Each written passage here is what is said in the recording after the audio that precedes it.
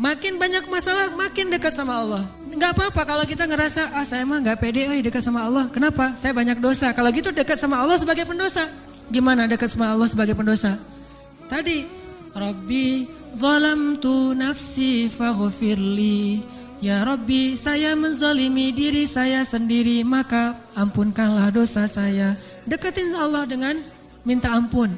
Enggak pede datang ke Allah. Kenapa? Soalnya takut ngecewain Allah. Kan kita udah minta nanti Allah ngasih. Udah gitu namanya manusia kadang-kadang kalau udah selesai dari masalah balik lagi dia. Jauh lagi dari Allah, lalai lagi, dosa lagi, kan suka gitu. Karena kita masih kayak ragu sama kemampuan kita. Saya bisa gak ya istiqomah? Saya bisa gak ya taubatan nasuha?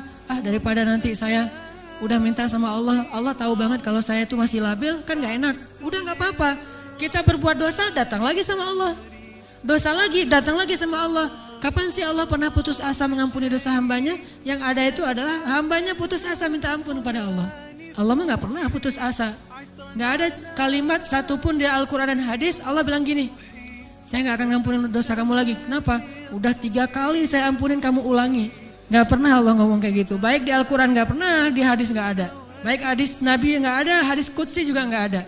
Gak ada cerita Allah itu ketika kita datang pertama, ya diampunin. Datang kedua, udah deh.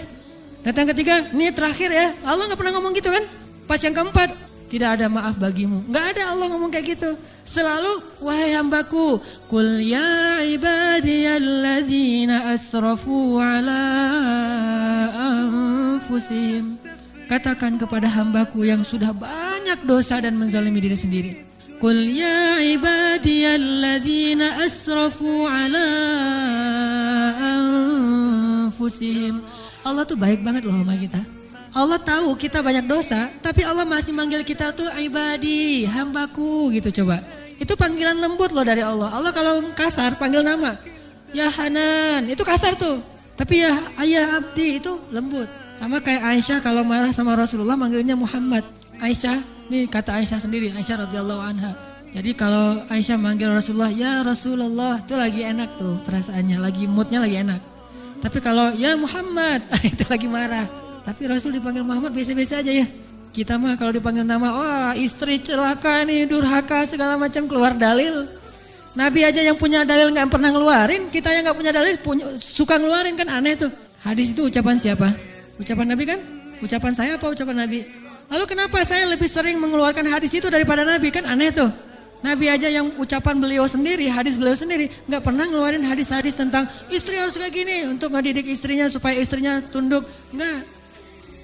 Nabi mah mengeluarkan hadis itu kepada kaum muslimah dalam suasana yang nyaman. Tapi kalau lagi marah gak mau pakai hadis, gak mau pakai ayat. Kita kalau lagi marah, ayat hadis keluar semua tuh. Jadi taklim kita itu bahan untuk marah gitu. Kalau lagi marah terus keluarin nih ayat-ayat yang kemarin saya dengar di taklim. Allah tuh baik banget sama kita. Udah banyak dosa masih manggil abdi, ibadi. Kalau yang banyak mah Qul ya ibadiyalladzina asrafu ala anfusihim. Katakan kepada hamba-hambaku. Sama kayak ibu manggil ya bunayya, wahai anakku, anakku. Udah sering ngecewain ibunya, masih dipanggil anakku, gak dipanggil nama. Saking maha baiknya Allah kepada hamba. Katakan kepada hamba-hambaku yang melampaui batas. Arti melampaui batas berarti dosanya tuh udah gak kehitung, udah banyak banget. Dia buat zina, dia membunuh, dia minum khamar, kalau sekarang narkoba, dia pokoknya durhaka, ninggalin sholat, semuanya dia lakukan, termasuk perdukunan, syirik. Tapi Allah masih bilang, Qul ya ibadiyalladzina asrafu ala anfusihim. Apa pesannya? La taqnatu min rahmatillah. Jangan putus asa minta ampun sama Allah.